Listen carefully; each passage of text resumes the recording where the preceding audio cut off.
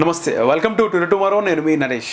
RS Praveen Kumar BSP party నుంచి ప్రాతినిధ్యం వహించి తాను కూడా ఓడిపోవడం జరిగింది అలాంటి ఆర్ఎస్ ప్రవీణ్ కుమార్ ఈసారి ఖచ్చితంగా ఎంపీ ఎన్నికల్లో బరిలోకి దిగుతాడని తెలుస్తోంది ఆర్ఎస్ ప్రవీణ్ కుమార్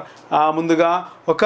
ఐఏఎస్ ఆఫీసర్గా ఐపీఎస్ ఆఫీసర్గా ఉన్నటువంటి ఆర్ఎస్ ప్రవీణ్ కుమార్ ఆయన తర్వాత స్వచ్ఛందంగా రాజీనామా చేసి రాజకీయాల్లోకి రావడం జరిగింది సో సేవ చేయాలన్న భావంతో చాలామంది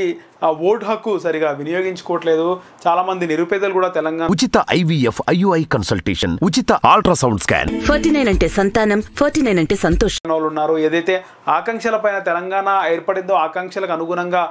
పరిపాలన సాగట్లేదు అనే క్రమంలో ఆయన బీఎస్పీ అనే వేదికను చూసుకున్నారు సో బీఎస్పీ రాష్ట్ర అధ్యక్షుడిగా ఆయన చాలా విస్తృతంగా పర్యటించారు ప్రతి గ్రామంలో ప్రతి పల్లెలో వెళ్ళి ప్రజలని చైతన్యం చేసే దిశగా ఆయన అడుగులు వేసినప్పటికీ ఆయన కూడా ఓడిపోవడం జరిగింది అయితే ఆర్ఎస్ ప్రవీణ్ కుమార్ ఈసారి ఖచ్చితంగా ఎంపీ ఎన్నికల్లో పోటీ చేస్తారని తెలుస్తోంది ముఖ్యంగా చాలా వరకు ఆయన ఒక ఎస్సీ సామాజిక వర్గానికి చెందినటువంటి నాయకుడు చాలా ఎస్సీ రిజర్వ్డ్ నియోజకవర్గాలు ఉన్నాయి ఎంపీ లోక్సభ నియోజకవర్గాలు దీనికి సంబంధించి ఆర్ఎస్ ప్రవీణ్ కుమార్ ఏ లోక్సభ నియోజకవర్గం నుంచి పోటీ చేస్తారు అనేది ఆసక్తిగా మారింది సో ఆర్ఎస్ ప్రవీణ్ కుమార్ చాలామంది